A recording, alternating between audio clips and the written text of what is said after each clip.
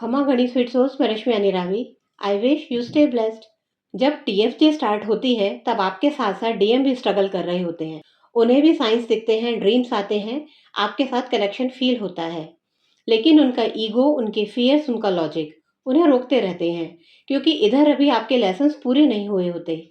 और यही बात मैंने अपने लास्ट वीडियो में बताई थी कि जब डीएफ अपना मेजर इनर वर्क कंप्लीट कर लेती हैं तो यूनिवर्स का फोकस डीएम पर शिफ्ट होने लगता है और यूनिवर्स डीएम को एक्शन लेने के लिए एक फाइनल पुश देता है, जिससे आपकी जर्नी अपने यूनियन की तरफ बढ़ती है। ये पुश किसी एक सिचुएशन से नहीं आता, ये कैटलिस्ट की तरह काम करता है, जो डीएम के फियर को कमजोर और उनके करेज को स्ट्रांग बनाता है।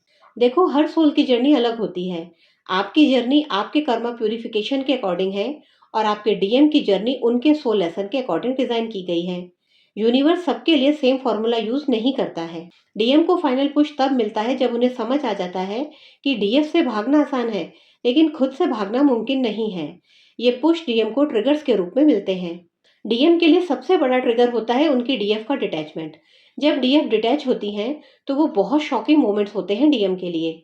इसीलिए कहा जाता है कि आप चेजिंग एनर्जी से दूर रहो, हर एक्टिविटी पर रिएक्ट करना बंद करो, अपनी लाइफ में इमोशनली स्टेबल हो जाओ। और जब आप ऐसा करती हो तो डीएम नोटिस करते हैं कि आप पहले जैसे नहीं रही हो, आपका फोकस खुद पर आ गया है।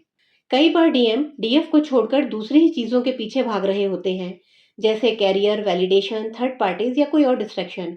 तो वो सब उन्हें उम्मीद के अनुसार फुलफिल नहीं कर पाते और तब उन्हें महसूस होने लगता है कि प्रॉब्लम बाहर नहीं अंदर है। कभी कोई सॉन्ग, कोई मेमोरी, कोई ड्रीम, कोई सिंक्रोनिसिटी या कोई सिंपल सी लाइफ सिचुएशन उनके अंदर दबा हुआ इमोशन सरफेस पर ले आती है और जो बात वो सालों से अवॉइड कर रहे थे, उसका सामना उन्हें करना पड़ जाता है। यूनिवर्स भी कई बार डीएम की लाइफ में ऐसे सर्कमस्टेंसेस क्रिएट करता है जो उन्हें अपनी लाइफ को दोबारा इवेल्युएट करने पर मजबूर कर देते हैं। ये circumstances career pressure, family responsibilities, कभी किसी रिलेशनशिप का एंड, कोई लव एंगल में धोखा या किसी अनएक्सपेक्टेड लाइफ इवेंट के रूप में आ सकते हैं। ये सब सिचुएशंस डीएम को अपने अंदर देखने पर मजबूर करती हैं, उन्हें मैच्योर और हम्बल बनाती हैं। और हम्बल इंसान ट्रुथ को एक्सेप्ट करने के ज्यादा करीब होता है। जर्नी की स्टार्टिंग में डीएम का काम क्या होता है? अपने डीएफ को इग्नोर या अवॉइड करना और उससे दूर भागना। लेकिन ये सब करने के बाद भी उनके अंदर का पुल खत्म नहीं होता। डीएम सोचने पर मजबूर हो जाते हैं कि मैं इतना भाग रहा हूँ, लेकिन बदल तो कुछ भी नहीं रहा, बल्कि सब कुछ और भी ज्यादा इंटेंस होता जा रहा है। जब वो मान लेते हैं कि भागने से कुछ नहीं होगा, तब उनकी तरफ से एक्शन शुरू होता है। कई बार यूनिवर्स डीएम को इतनी सिंक्रोनोसिटीज, इतने रिपीटेड लेसन्स और इतने सिमिलर सिचुएशंस दिखाते हैं कि उन्हें समझ आ जाता है कि ये चैप्टर इग्नोर करके वो आगे नहीं बढ़ सकते। डीएम जितना अवॉइड करते हैं, लेसन्स उतने ही रिपीट होते हैं। डीएम आपको किसी और के साथ देख लें, रियल लाइफ में या ड्रीम में, तो वो प्रिटेंड तो ऐसे ही करेंगे कि उनको फर्क नहीं पड़ रहा, पर तन्हाई उन्हें सोचने पर मजबूर कर देती है कि आप किसी और के साथ कैसे हो सकती हो। जेलसी डीएम के लिए वो आईना है जो उनको दिखाता है कि अटैचमेंट बहुत डीप है। कई डीएम्स को पहली बार तब इस कनेक्शन का एहसास होता है जब उनको लगने लगता है कि डीएफ हमेशा उनका इंतजार करने के लिए नहीं बैठी है। आप पीस में हो, स्टेबल हो और हर वक्त डीएम के लिए अवेलेबल भी नहीं हो, अपनी ग्रोथ पर फोकस कर रही हो। तब डीएम को एक शॉक जैसा लगता है कि अगर मैंने अब भी कोई एक्शन नहीं लिया तो शायद मैं इस कनेक्शन को खो बैठूंगा।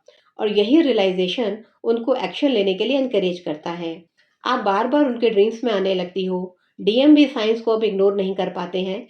आपकी याद उन्हें बेवजह आती रहती है। उनकी इनर वॉइस उनसे कहती है, अब सच का सामना करो।